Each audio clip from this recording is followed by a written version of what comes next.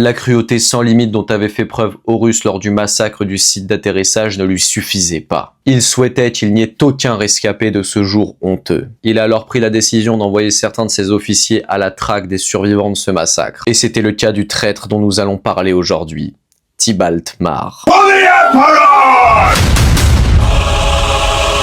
Tibalt Mar était le capitaine de la 18e compagnie des Luna Wolves, et il faisait partie des nombreux capitaines choisis pour la traque des survivants du massacre du site d'atterrissage. En s'attelant à cette tâche, il est parvenu à tuer les hauts dirigeants des Iron Hands sur Oket Minor, donnant ainsi le contrôle de la Légion à Shadrach Méduson et causant la création des Légions éclatées. Pour beaucoup, cette coalition n'était qu'une menace mineure, mais pas pour Tibalt, dont le seul but était de les anéantir. Les années passèrent et la traque se poursuivait, si bien qu'il avait maintenant un mélange de mépris et de respect à l'égard de Méduson. Lorsqu'il est parvenu à détruire la flotte des Légions éclatées à Arissac, il pensait en avoir fini avec Méduson.